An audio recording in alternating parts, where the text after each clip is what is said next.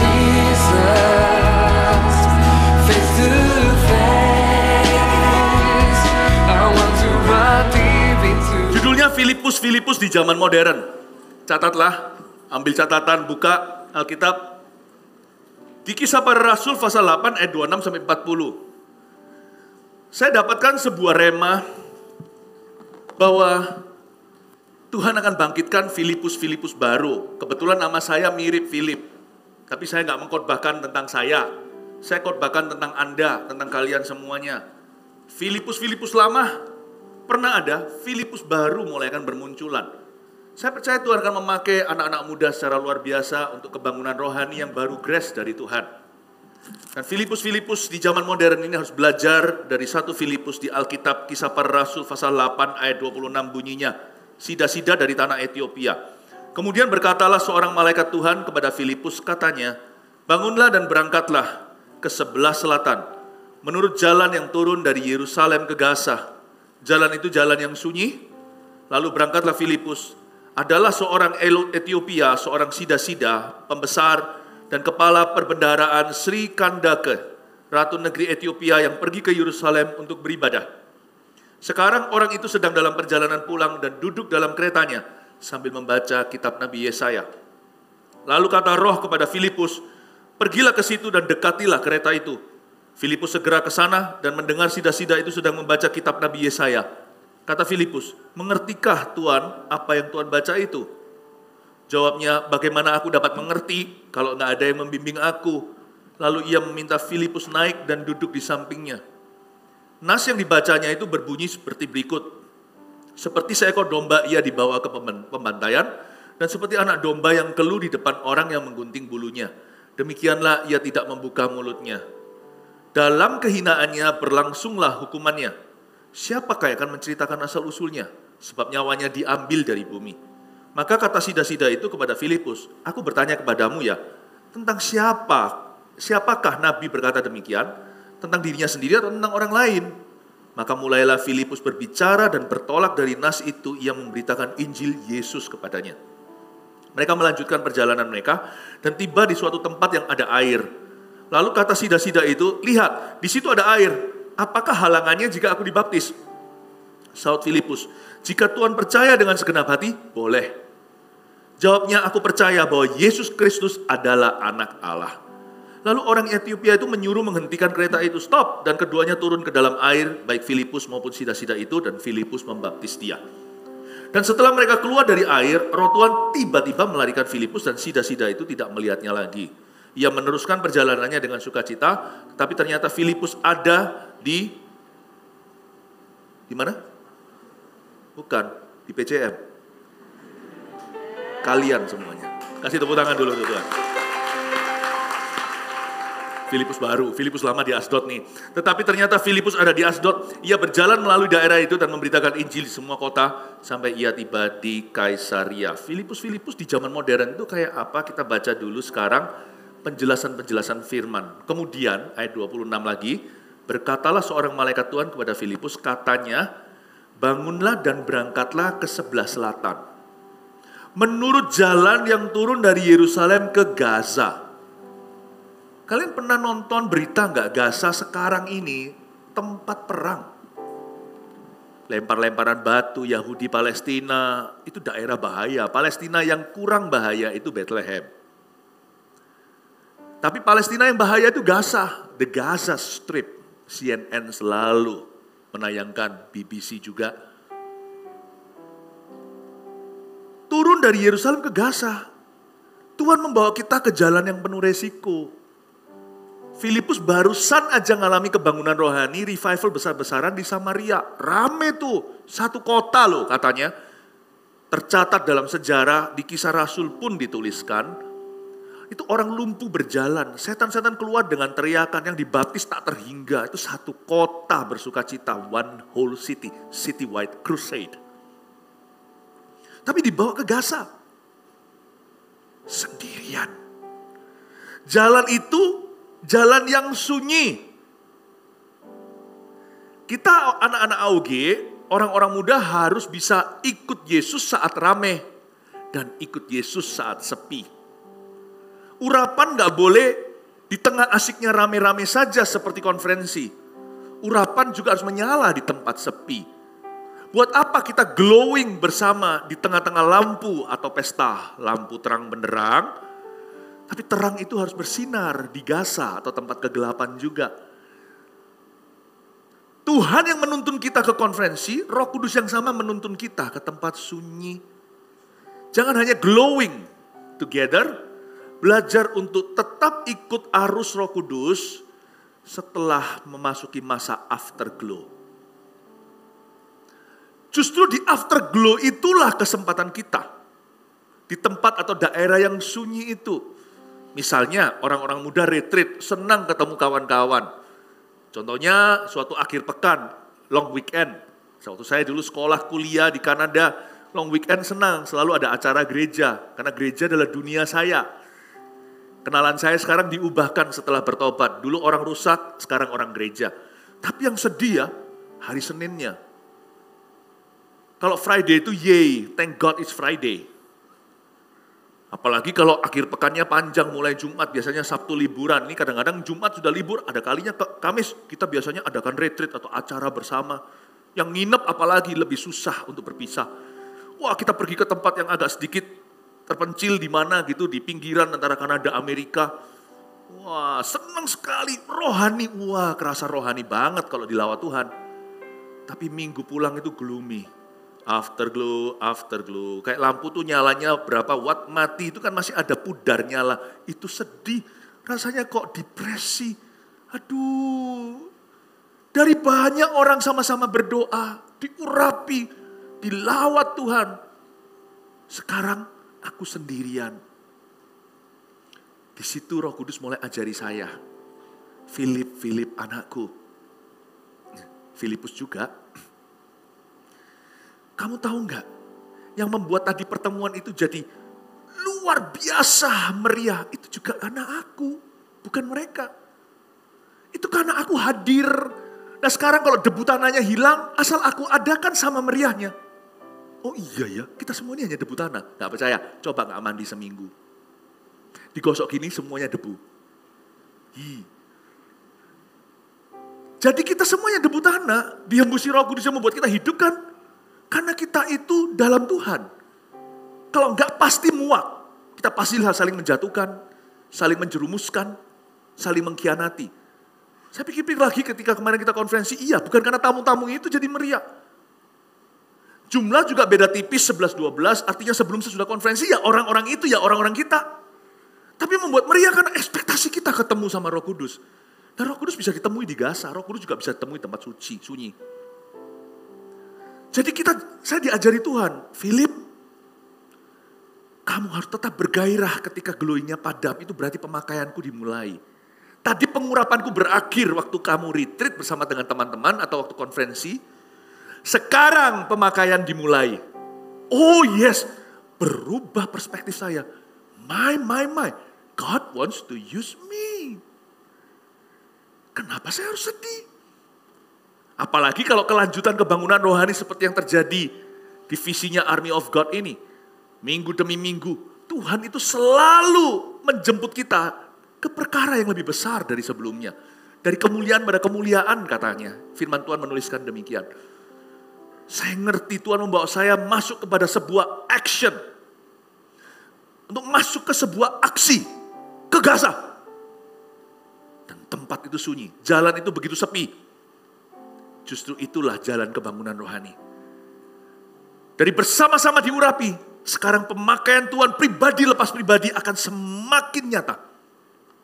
Amin Tuhan, saya berkata, aku song-song, aku sambut tantanganmu ini. Hati saya bergairah, saya ambil gitar saya. Saya masih ingat itu pulang dari perbatasan Amerika. Besoknya mulai sekolah hari Senin, akhir pekan telah berakhir. Saya nyanyi, waduh saya rasa konferensinya pindah di ruang cuci baju saya. Karena dulu kalau saya doa itu di tempatnya washing machine. Karena saya sharing kamar dengan kakak saya. Gak enak doa dengan mewek-mewek gini diliatin koko gini, ngapain lu? Jadi kalau saya dulu itu menyembah Tuhan sendirian itu kayak KKR. Karena ada bunyi. Ada drumnya, ada perkusinya. Haleluya. Ya. Saya bergairah, saya ambil Alkitab saya dan saya angkat itu ke udara. Use me. Use Philip, oh Lord. Pakai aku Tuhan. Disitulah saya membuat sebuah pact, sebuah perjanjian dengan Tuhan. Let this Philip be your Philippus. Bukan minta jadi penginjil. Saya minta dipakai Tuhan. Filipus yang dipakai di KKR besar. Ternyata sama dahsyat urapan tidak berkurang ketika dipakai kepada satu orang. So dia nggak tahu, satu orang itu mewakili benua, my friend. Inilah the first African believer. Dan gak tanggung-tanggung lagi. Dia adalah bendaharanya Sri Kandaga, Ratu Negeri Ethiopia. Luar biasa. Nah, kita baca sekarang ayat yang ke-28. Sekarang orang itu sedang dalam perjalanan pulang. Dan duduk dalam keretanya sambil membaca kitab Nabi Yesaya. Lucu ya, tepat waktu. Waktu Filipus disuruh kamu pergi ke situ. Ke jalan yang turun dari Yerusalem ke Gaza. Ini semua di Israel someday ya. Saya doakan kalian semua berkesempatan untuk bisa ke Israel sungguhan. Ya, minimal sebelum mati sekali lah gitu. Ya jangan cepat-cepat mati maksudnya. Ya. Sekali, ya gak mempengaruhi masuk surga sih. Tapi pasti ada something banget nanti. Ya, saya doakan supaya kalian diberkati untuk bisa pergi ya. Amin. Yang amin saja, yang pergi yang gak amin jangan nanti. Amin. Sekarang tak kasih ice cream. Jadi pas Filipus disuruh berangkat ke sebelah selatan, ke Yerusalem yang di selatan Israel itu, ke Gaza, jalan itu jalan yang sunyi. Kok bisa tepat dan pas ya? Waktu itu sang sida-sida sedang dalam perjalanan pulang on the way home, duduk dalam keretanya sambil membaca kitab Nabi Yesaya. Jalur mereka itu berpapasan ke selatan. Tuhan suruh dia ke selatan, memang sida-sida itu ke selatan. Oh ya, make sense lah. Dia ada di Yerusalem dan dia mau pergi ke Ethiopia. Afrika itu kan di bawahnya, yang Israel sini, ini Eropa kan. Ini Israel, terus bawahnya situ kan Mesir. Mesir terus itu kan sudah mulai daerah Afrika. Jadi dia harus lewati jalan darat begitu. Dan ketemu Filipus dengan disengaja. Filipus tidak tahu untuk apa, tapi dia taat saja. Untung saja Filipus itu taat. Coba kalau Filipus berkata, bentar Tuhan, papasan.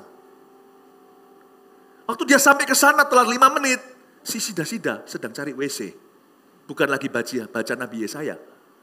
God's timing is crispy.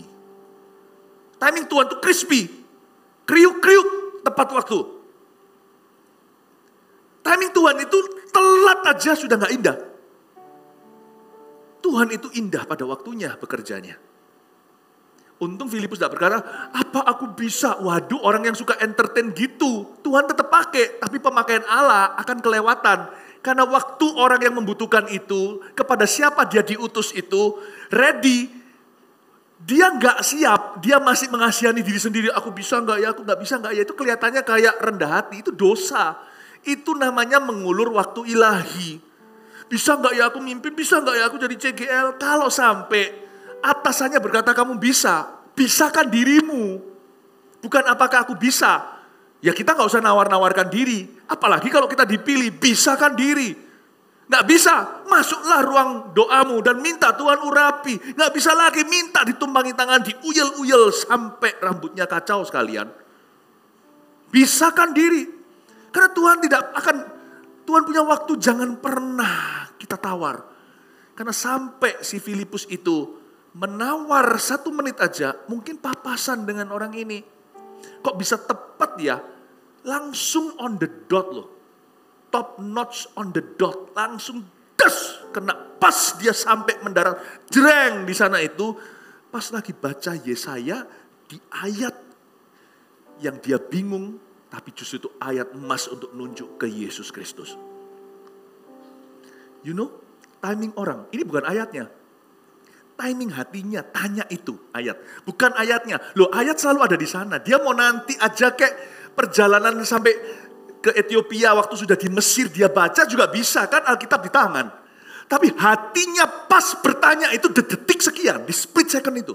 Hatinya itu pas lagi tanya, itu di detik tersebut ketika Filipus berkata, yes, itu bisa tepat waktu ketemu, waktu hatinya bertanya, Filipus ada di sana untuk menjawabnya. Dari sini saya takut loh main-main. Orang muda kan seringkali berkata, aku nanti aja melayani kalau aku sudah menikah. Apa garansinya waktu itu? Orang kepada siapa kau diutus masih ada di sana. Dipakai Tuhan itu bukan yesterday. Dipakai Tuhan itu bukan tomorrow. Dipakai Tuhan itu today. I will walk with my hands in God. Today I will trust in Him and not be afraid. For He will be there. For He will be there. Every moment to share on this wonderful dot He has made. Saya selalu mau berada dalam pemakaian Allah yang sekarang. Yang right now. Saya tidak mau mendapatkan janji pemakaian Tuhan kemudian. No, right now Lord. Bukan bicara soal posisi pelayanan. Bicara soal pemakaian. Saya doa supaya kalian semua berkata, yes Lord, use me. Pakai aku. Coba angkat tangannya, katakan, pakailah aku. Sekarang letakkan tangan di dada seperti ini, katakan, Tuhan Yesus, ajari aku berjalan dengan Engkau. Waktu rame dan waktu sepi. Ketika bersama orang lain dan ketika sendirian.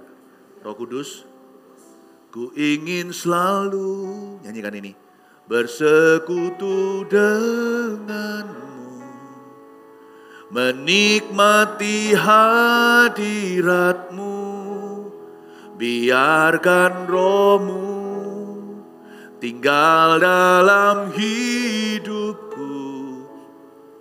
Sungguh indah bersama, bersekutu dalam segala musim kehidupan. Lagi, ku ingin selalu bersekutu dengan, in quietness too, menikmati hadiratmu, biarkan rohmu tinggal dalam hidupku.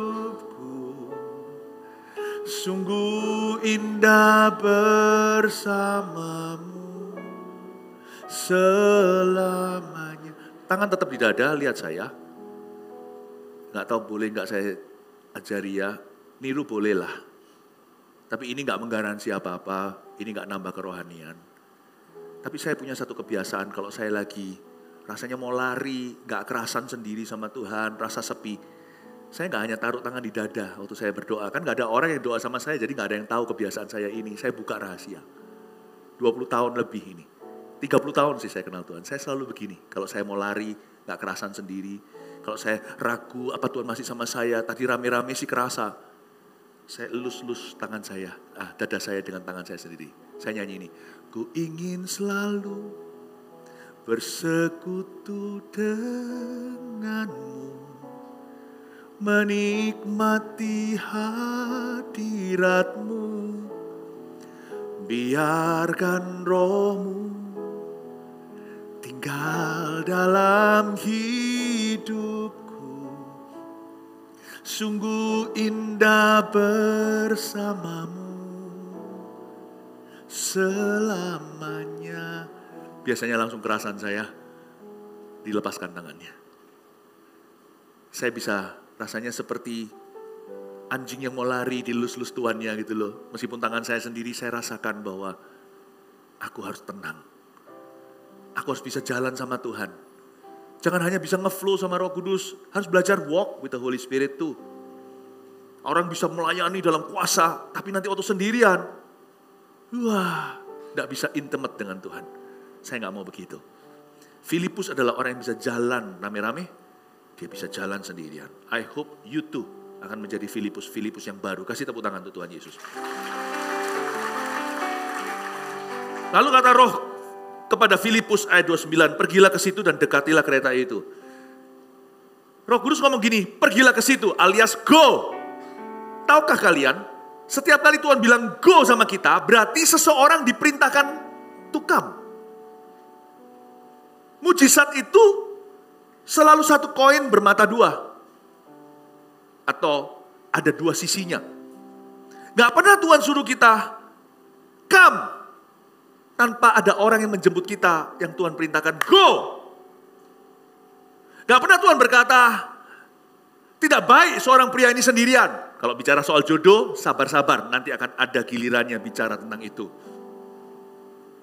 Kalau Tuhan berkata gak baik kamu sendiri, Tuhan sudah bikinkan, cuman kita gak lihat. Lakinya dibuat tidur dulu dalam tanggung jawab. Ceweknya dibikin dari rusuknya, persis sesuai dengan kebutuhannya. Tenanglah Adam, bubuk Dina bubuk yang enak. Fokus ke tugas. Hawa juga gak mikir, aku dibuat untuk siapa? Aku dibuat enggak. Hawa juga tenang waktu dibikin, krek, dia dibikin. Dia gak mikirin untuk cowok siapa. Dia merasakan tangan Tuhan sedang bekerja. Kalau Tuhan bilang gak baik sendirian, Tuhan udah siapin di situ Hawanya. Jadi kalau Tuhan bilang sama kita, go, pergilah sama Filipus di sini, dekatlah ke kereta itu. Tuhan sudah siapkan on the other side, di sisi sana, seseorang yang berkata, someone is coming for you. Be ready. Amin. Coba lihat itu di Kisah Para Rasul juga. Cornelius kan ketemu malaikat, dia kan cari Tuhan gak ketemu. Kamu jemput ya orang yang namanya Simon di rumah Simon. Simon di rumah Simon. Betapa banyaknya orang bernama Simon. Hai Simon, siapa di sini Simon? Ya, Simon di rumah Simon penyamak kain itu. Kamu pergi ke jalan yang namanya jalan lurus. Kamu ke situ, ya. Lalu pergi di tepi pantai dan sebagainya di Yope. Kamu utus orang-orang jemput dia. Sementara Tuhan suruh Cornelius orang-orangnya dikirim ke sana. Tuhan nampakkan diri sama Petrus lewat sebuah penglihatan. Karpet terbang, sembelih makan, gak mau, haram. Tuhan bilang, kalau sudah gua halalkan, jangan disebut haram.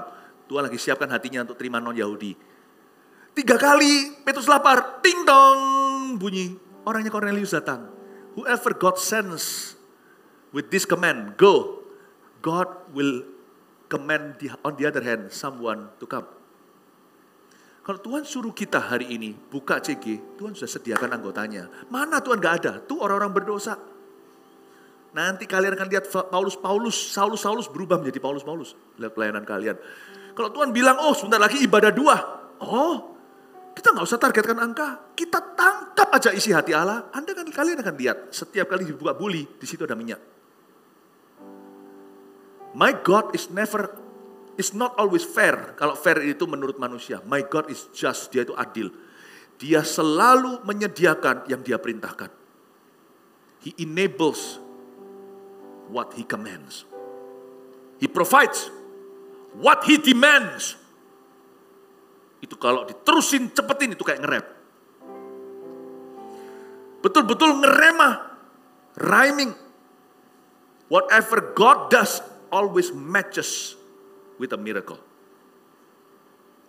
Saya minta kalian semua untuk paham, miliki iman seperti Filipus. Waktu dia diberitahu, go, dia berkata, oke, aku gak bisa, apa mampu aku dan sebagainya, aku bukan Petrus, aku bukan ini itu. Just go my friend. Dari sisi sana, Tuhan sudah sediakan kemenangan. Amin. Ya. Ayat yang berikutnya, ayat 30. Filipus segera ke situ dan mendengar sida-sida itu sedang membaca kitab Nabi Yesaya. Pas tiba. Kata Filipus, bisa pas ketemu ya, enggak hai dulu nama saya, how do you do. Tapi karena kebetulan pas baca, mungkin si sida-sida itu membacanya keras-keras. Filipus langsung menyela, kali ini selaannya bukannya tidak sopan, kali ini selaannya tepat waktu. Apa yang tepat waktu itu selalu sopan. Dan dia langsung tanya, mengertikah Tuhan apa yang Tuhan baca itu? Sir, dengan sebuah sambutan hormat. Sir, do you understand what you're reading? Jawabnya, bagaimana aku dapat mengerti kalau tidak ada yang membimbing aku? Lihat ya, ketika seorang leader diangkat, ada orang yang berseru di hatinya, Tuhan kirim orang untuk membimbing aku. Mungkin dia gak berdoa, tapi Tuhan rasakan keperluannya. Ketika Anda datang ke kehidupan orang itu baru menyadarinya, dia perlu pembimbing rohani. Tuhan itu baik. Tuhan gak pernah berkata, jump, lalu bawa itu swimming poolnya kosong, pecah kepala. Kalau Tuhan bilang jam, Tuhan isi airnya sebelum kita sampai ke sana, biur. Lompat indah. Mengertikah Tuhan apa yang Tuhan baca? Saya nggak ngerti. Mana bisa ngerti kalau nggak ada yang bimbing aku. Lalu ia meminta Filipus naik dan duduk di sampingnya. Saya kasih tunjukkan ya, Filipus di zaman modern ini, saya kasih hikmat-hikmat praktis, bagaimana membawa Injil ke seseorang secara pribadi. 1, tulis. Mulai dengan pertanyaan. Itu dia, catat. You can begin with this. Mulai dengan pertanyaan siapa kok Philip? Pertanyaannya saya tanya orang yang saya injili atau orang yang saya injili itu tanya saya? Salah satu. Selalu bisa mulai dari sebuah pertanyaan, whether it's their question or your question. Bisa tanya. Orang itu tanya sama Filipus, gini loh, ini kita biasanya maksudnya apa? Mungkin ini pertanyaannya Alkitabiah, tapi ada orang yang pertanyaannya sehari-hari. Kadang-kadang bukan rupanya, kadang-kadang bentuknya, wujudnya pun bukan pertanyaan. Tuhan gak cinta sama aku. Atau sebuah tantangan, Tuhan gak ada. Jangan diajak debat. Oh, mungkin kita gak ngerasa Tuhan itu ada. Nanti kan Tuhan kasih hikmat kita ngomong apa sesuai dengan hawa orang itu saat itu. Tuhan pasti kasih kita discernment. Kita mungkin gak tahu secara pasti apa iya gak ya, tepat gak ya yang kukatakan. Percayalah, jeripayahmu dalam Tuhan asal kita itu taat pada Roh Kudus. Kita mungkin gak ngerasa pasti betul gak ya jawabanku, tapi semua yang kita katakan itu taburan. Bisa mulai dengan sebuah pertanyaan orang lain. Aku mau tanya ya, gitu. Bahkan pertanyaan yang konyol seperti, kalau memang kita kejadian itu betul, kok ada dinosaurus loh? Aduh, pertanyaan itu macam-macam, tapi kita gak usah memuaskan logika. Nanti itu datang sendirinya. Kalau kita itu dipenuhi akal budi kita dengan firman Allah, itu akan terjawab sendiri. Bahkan yang gak ada jawaban pun kita mengerti kedaulatan. Saya itu seringkali kalau ditanyai, dilempari pertanyaan yang konyol, itu berakhir orang itu berlutut di atas kedua lututnya dan menerima Yesus. Aneh loh. Pernah sekali saya dilempari pertanyaan, kalau memang ada Tuhan kenapa ada penderitaan? Akhirnya dia yang nangis-nangis dan berkata, uangnya di dompetku. Paham maksudnya? Itu kan klise sekali kan, kalau ada Tuhan kenapa ada penderitaan, sampai dia tertemplak tahu bahwa jangan salahkan Tuhan untuk kelaparan di Ethiopia, kamu hidup foya-foya. Akhirnya orang itu tidak mampu memberi apa-apa, nyanyinya hanya ini Tuhan persembahanku, segenap hidupku, jiwa dan ragaku. Terima Yesus dia. Minta Roh Kudus untuk pakai pertanyaan hati seseorang, dan kita untuk memakai itu untuk menuntun seseorang pada Kristus melalui dirimu. Atau bisa jadi pertanyaan dari kita. Whether their question or yours. Waktu saya di tahun 2015, 70 tahun perayaan Perang Jepang diakhiri tahun 45. Saya berada di Shinjuku. Nggak tahu kalian pernah nonton itu enggak. Kalau kalian type di internet, di YouTube ada Shinjuku 2015. Philip Mantova muncul dokumentasinya. Saya berada di Shinjuku.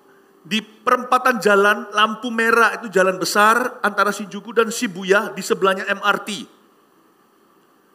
Di sana saya mendapatkan izin untuk bisa ceramah 15 menit di pinggir jalan, tidak pernah terjadi di Jepang sebelumnya di Tokyo. Lalu saya disuruh untuk menyampaikan, saya disebut izinnya itu MC, tapi boleh nyanyi-nyanyi rohani dari pagi, sudah ada nyanyi-nyanyi, gonta-ganti kostum, gonta-ganti dress code, Hawaiian, apa segalanya. Di jalanan tuh nyanyi-nyanyi, puji-pujian. Saya naik ke atas di sana. Waktu saya naik ke atas, saya sampaikan firman Tuhan, setan bekerja. Kan begitu selalu. Tiba-tiba sekalipun saya sudah kantongin izin, ada satu orang berpakaian putih-putih, bukan malaikat, tetapi salah satu daripada pengawas di situ, dan berkata, turun. Orang itu suruh turun, tidak boleh berceramah. Untungnya belum 15 menit, 10 menit, udah banyak saya dengan cepat dapat hikmat untuk membagikan Injil ABC secepatnya. Injil itu segampang ini loh, kalau sungguh-sungguh gak ada waktu, Yesus mati untuk dosamu, Yesus bangkit hari ketiga, nyok. Itulah kekuatan Injil. Nanti Roh Kudus akan bawa home run di hatinya.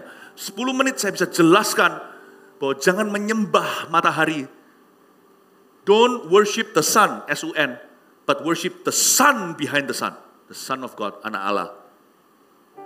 Orang-orang mulai terima Tuhan, tapi saya suruh turun. Saya masih ingat kok saya turun, wah terjadi lawatan Tuhan. Itu di jalan-jalan di Jepang. Itu orang rebah, itu di jalan umum ya. Itu rebah dilawat Roh Kudus. Saya nggak boleh naik kan, nggak apa-apa, saya di bawah. Mereka nyanyi-nyanyi Hawaiian, saya di bawah situ, semua orang udah tahu saya siapa. Pada datang ke sini, saya mau kenal Yesus, terjadi revival sporadis di jalanan. Saya masih ingat waktu itu saya lihat ada 7 anak muda, rokokan begini. Sambil ngeliatin saya, orang rebah, dia bingung. Waktu dia lihat, pertama ketawa-ketawa, dia berhenti ketawa ketika lihat seorang tante-tante Jepang, AI Jepang namanya. Singkatannya IPANG. AI Jepang itu teriak. Orang Jepang gak gitu. Lain sama orang Hong Kong. Kalau makan dimsum ya di Hong Kong suatu hari kalau pergi ke situ. Hai, bye-bye orangnya pada. Hai, hoa, yako. Langsung prang. Orang Jepang itu ya. Kita masuk, saya pernah sekali itu saya kira ini saya salah masuk kali sama istri saya. Waktu kita makan pagi, turun dari kamar hotel, pergi ke ruang makan. Gak ada suara. Duduk di sana. Ai, anatawa, kusinamaya. Ai, arigato gozaimasu. Arigato gozaimba. Ya jadi semuanya Mas Mbak kena semua. Duduk berdua depan-depanan, makan tamago, makan apa. Gak ada suara. Itu satu restoran gak ada suaranya. Saya bilang, wih, ya, saya gak mau bersin kalau saya hacing semua lihat saya. Belum zaman corona. AI ini teriak, itu gak lumrah. Kalau orang muda mungkin dia derang atau gimana. Anak kecilnya, tuli, gak bisa dengar. Saya doakan di pinggir jalan. Fata! Kaget kan? Langsung terbuka dan mendengar. Waktu dia lihat gitu, saya lihat kesempatan seperti Paulus melihat orang lumpuh, lalu dia lihat iman, lalu dia panggil, ayo berdiri, lalu berjalan. Tapi kali ini saya lihat 7 anak muda sedang tertawakan kami. Sambil garuk-garuk karena gak ngerti mereka mencemoohkan. Orang kalau salah tingkah kan gitu, mencemoohkan dulu kalau di luar Tuhan. Sambil rokokan, sambil apa, tatuan semuanya saya lihat dia. Hei sini penerjemahnya, kamu terjemahkan ya. Ngomong sama orang itu. Hai, dia bilang. Kumbangwa. Saya bilang sama dia, tolong sampaikan, jangan di-korting ya. Saya warning sekali lagi, kamu jangan kurangi. Ngomong sama mereka, kamu bingung ya, ini semuanya yang menyembuhkan Tuhan Yesus, tahu nggak? Tuhan Yesus. Terus saya tanya ya, karena percuma ngomong-ngomong gitu, terlalu panjang juga nggak didengar. 7 orang lagi ketawa-ketawa itu gempuran. Nah mungkin saya menang kan? Langsung aja shoot dengan pertanyaan. Saya tanya, kalian kalau mati masuk mana? Bingung. Aja coba. Apa itu dia ngomong apa? Heaven katanya. Nah, orang Jepang percaya heaven nggak tahu. Tapi dia asal ngomong dulu heaven karena dia tahu saya turis. Heaven, oke. Oh sure, going to heaven. Berarti, why? Saya tanya kenapa? Pertanyaan kedua. Dia bilang, karena orang Jepang itu teratur. Oh oke, patuh memang teratur orang Jepang itu. Oke bagus. Peraturan siapa? Saya bilang, peraturan manusia. Coba sekarang saya uji boleh? Oh hai. Saya bilang sama dia, jangan ada pada Allah mula lain, tak sebut 10 perintah Allah. Dari 10 itu, saya sebut 1 aja ya. Jangan berzina. Pernah berzina enggak? Oh, Tuhan Yesus berkata, kalau dia belum jawab, kalau seorang melihat seorang wanita dan mengingini dia sudah berzina. Oh, barusan saya lihat, Anda lihat noni Shibuya itu muatannya gini kok semuanya. Itu yang kayak merak-merak itu loh. Saya bilang, kamu pernah berzina kan? Kamu pernah mikiri orang itu gimana kan di pikiranmu kan? Cuma enggak dapat kesempatan. Kalau dapat kesempatan coba kamu apa-apakan dia kan? Jadi aja. Nah berarti kamu enggak ke surga. Saya bilang, mau ke surga? Mau. 7 orang enggak berani. Mau ke surga? Mau? Oke gampang. Saya injili dia. Selesai. Mau terima Yesus? Mau. Tutup mata. Tuhan Yesus, aku terima engkau. Bla bla bla. Dalam nama Yesus. Amin. Saya tumangi tangan. Geblak.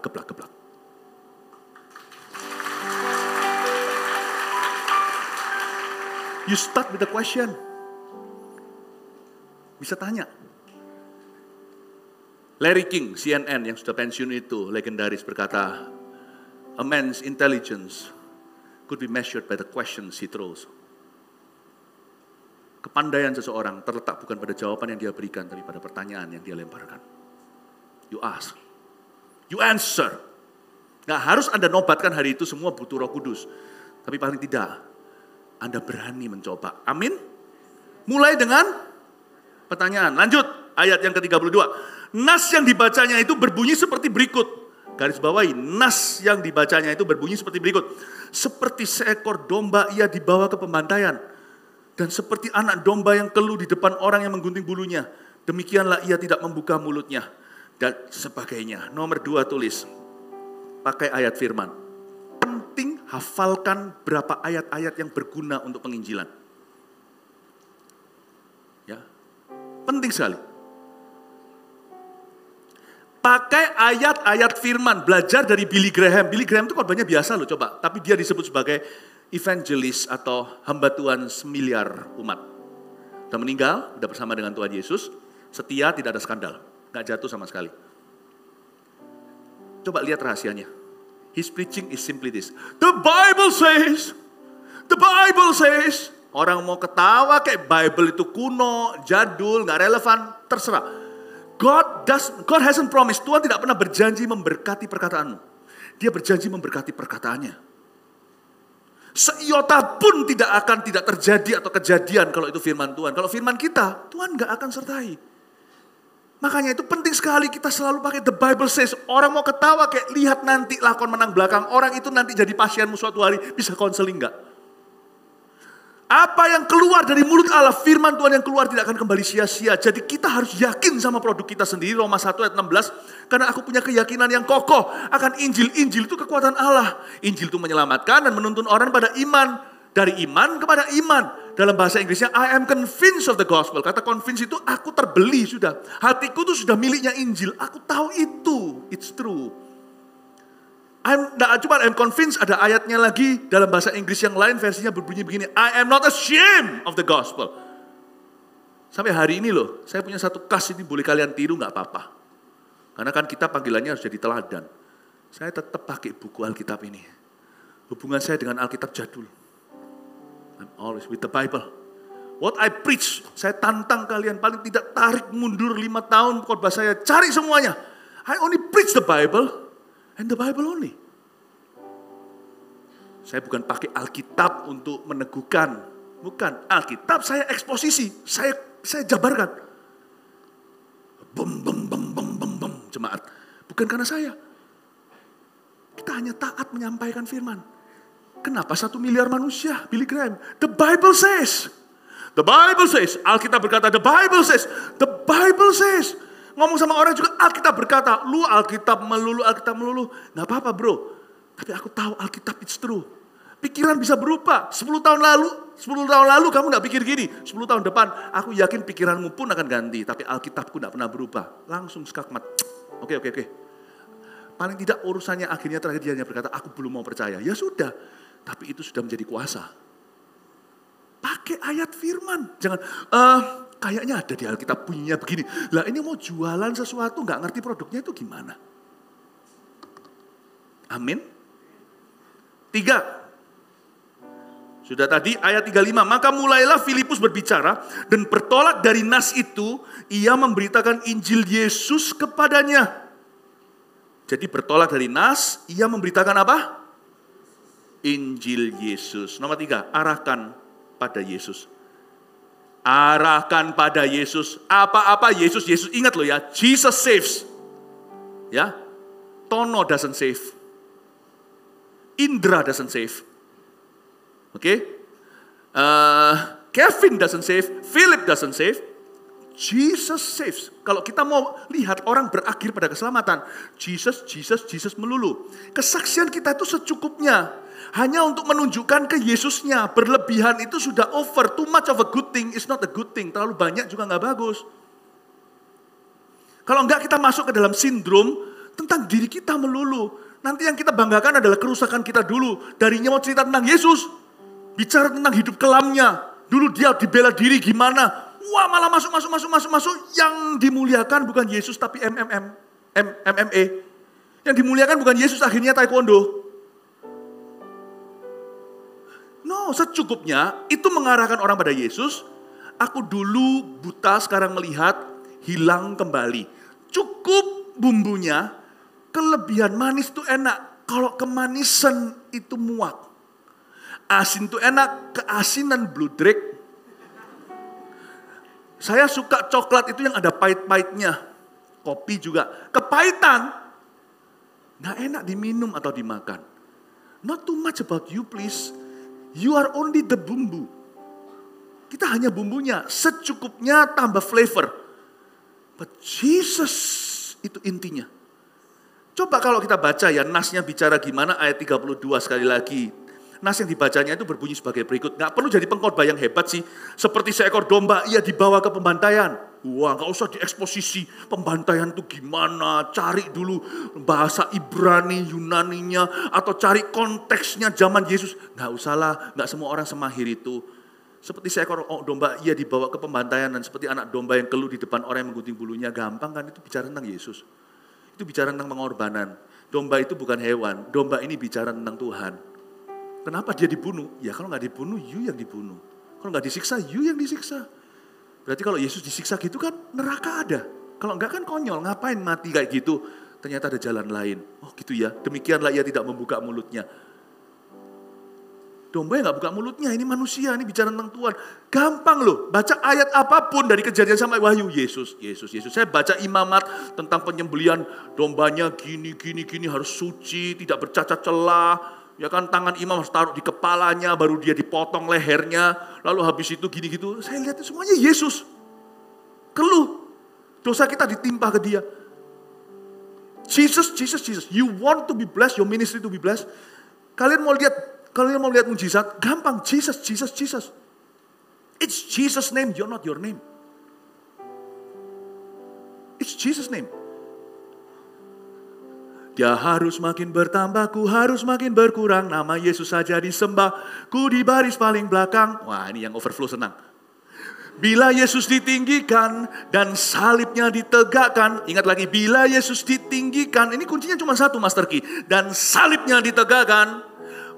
Pasti dia menarik semua orang datang kepadanya sekarang. Too much you, less tarikannya. Tarikannya enggak sehebat. Tapi kalau Yesus ditinggikan dan salibnya ditegakkan, pasti dia menarik semua orang datang kepadanya sekarang. Ini adalah sudah menjadi rahasia umum, tapi kok tetap sampai hari ini gereja nggak mudeng-mudeng, nggak ngerti-ngerti ya. Apa yang saya lakukan, kita lakukan, semua itu kan Jesus only. Saat teduh bersama misalnya, khotbahnya, ininya, konferensi, apa sih? Just Jesus at the center, yang lainnya tambahan. Untuk pelengkap aja. Kok aneh ya? Tambah banyak yang ikuti. Tambah banyak yang minat. Remember this, the cause of Christ and the cross, the number one drawer of sinners. Justru kita tambahi ini bumbunya yang kita agungkan. Nambahi begitu. Ini kasih dekorasi, kasih yang namanya aksesoris ini dan itu. Malah gak mempan. Malah semakin bolong, semakin ombong. Just Jesus. Jesus this, Jesus that, Jesus this, Jesus that. Yesus everything. Dia menarik semua orang datang kepadanya sekarang. Arahkan pada Yesus. Ayat apapun dalam kehinaannya berlangsunglah hukumannya, bla bla bla. Siapa menceritakan asal-usulnya sebab nyawanya diambil dari bumi. Sida-sida itu tanya, siapa? Tentang siapa Nabi ini berkata demikian? Maka mulailah Filipus ayat 35 berbicara dan bertolak dari nasi itu. Ia memberitakan Injil Yesus kepadanya. Mereka melanjutkan perjalanan mereka dan tiba di suatu tempat yang ada air. Nah, sekarang ke poin terakhir, poin 4. Ketemu air kan? Apakah halangannya jika aku dibaptis? Inisiatornya adalah si Sida-sida, bukan Filipus. Ini luar biasa. Kalau hati orang itu sudah dijamah. Saud Filipus, jika Tuhan percaya dengan segenap hati, boleh. Filipus sendiri ragu. Mau tahu kenapa dia ragu? Di Samaria dia kebobolan. Satu penyihir. Yang akhirnya minta Roh Kudus dengan dibeli pakai uang. Jadi dia berkata, manusia itu kan punya trauma, jadi dia, nggak bisa, ini harus ikut kelas dulu yang panjang dulu untuk kita pastikan baptisannya itu sungguh-sungguh tulus dari hatinya. Come on, berapa banyak orang dikelasi sampai 10 kali, tetap jatuh nanti. Mendingan tak baptis dulu, dikelasi nanti. Dikelasi itu dapat sertifikatnya lah. Toh sama-sama resikonya, orang tersebut bisa jatuh, tetap sama. Mendingan saya lebih baik Gak main Tuhan, cabut lalang, ternyata gandum. Mendingan saya kira itu gandum tapi lalang, tak gandumin semua. Sebagian lalang, daripada semua tak kira lalang, gak ada gandumnya. Gandum pun gugur di tanah. Paham maksud saya? Ini perlu mikir untuk bisa mencerna. Semoga kalian gak lapar untuk bisa berpikir. Filipus berkata, kalau memang perlu, ya bolehlah. Oke lah. Tapi Tuhan tetap pakai imannya yang kecil. Jadi jangan pernah kita merasa, aku gak punya iman segede Filipus. Filipus pun imannya gak besar. Tapi kalau orang sudah dijamah Tuhan itu luar biasa, jawabnya, aku percaya bahwa Yesus Kristus adalah anak Allah. Mau dibaptis itu cuma cukup itu loh. Aku percaya bahwa Yesus Kristus adalah anak Allah. Wow, langsung. Lalu orang Ethiopia itu menyuruh menghentikan kereta itu dan keduanya turun ke dalam air. Baik Filipus maupun sida-sida itu, dan Filipus membaptis dia. Katakan Filipus membaptis dia. Lagi, Filipus membaptis dia. 4. Targetkan respon iman.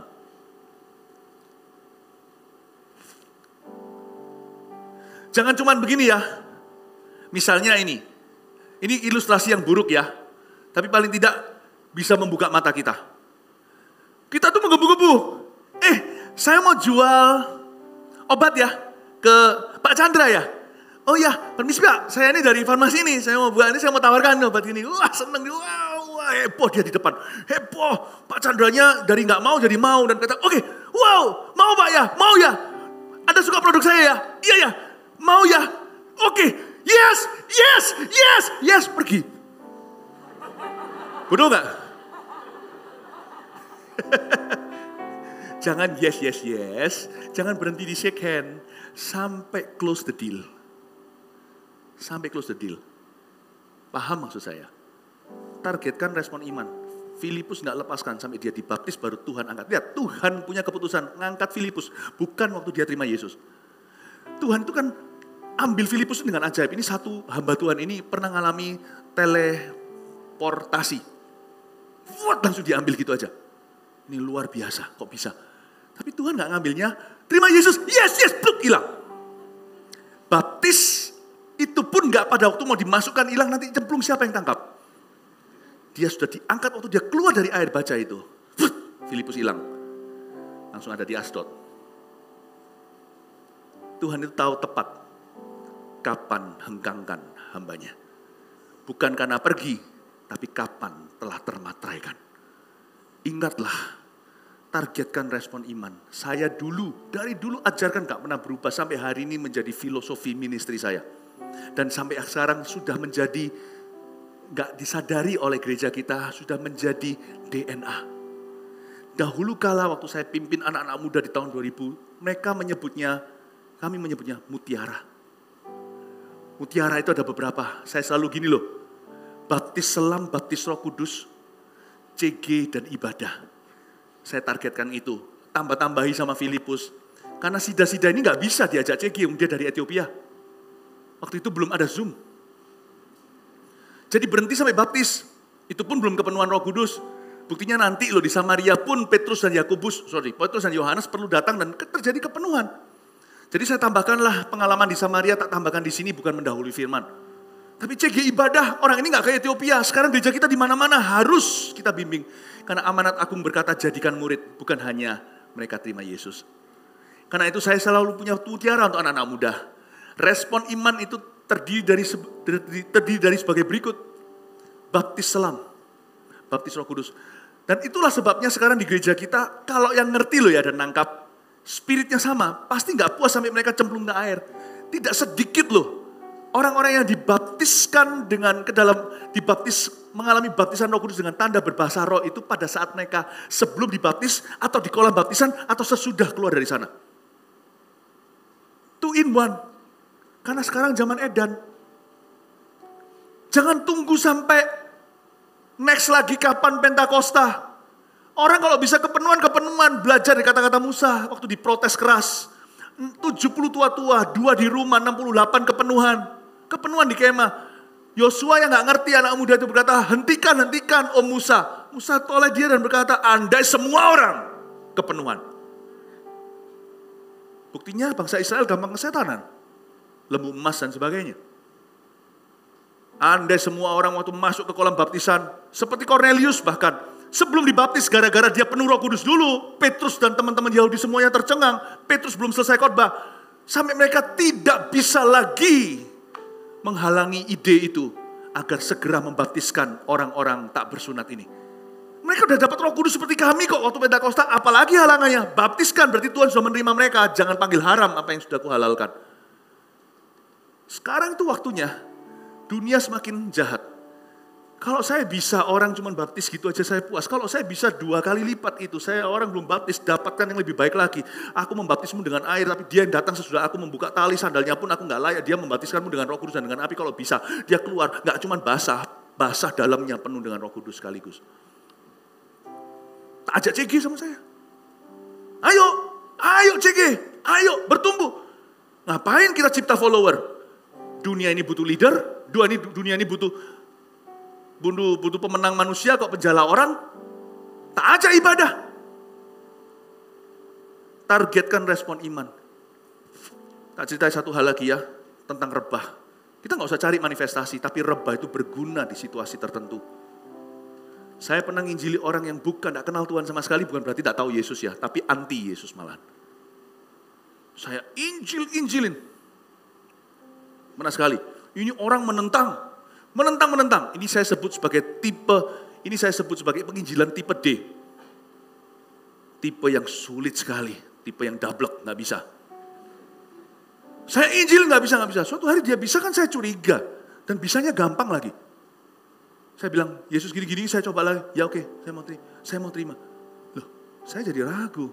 Orang ini gak pernah ke gereja sama sekali. Saya jadi ragu, iya atau enggak. Tapi satunya lagi itu gak pernah menentang.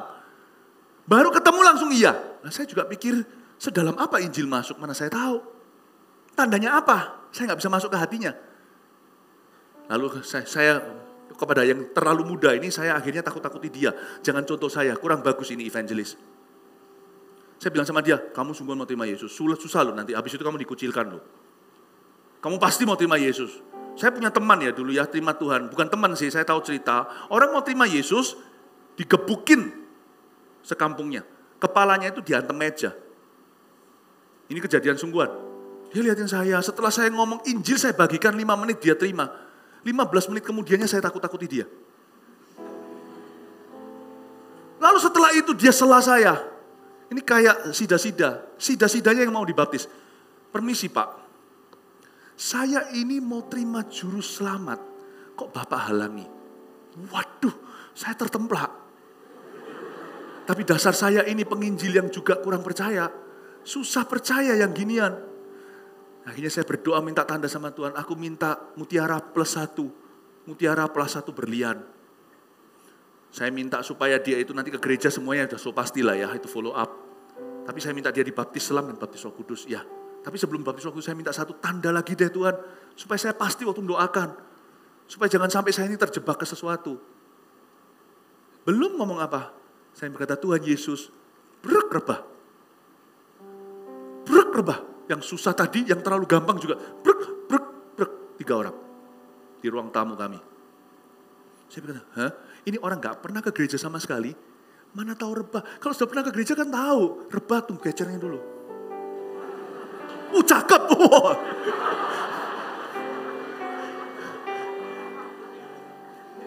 Ini orang, untung ada yang tangkap, gak gitu kejeduk.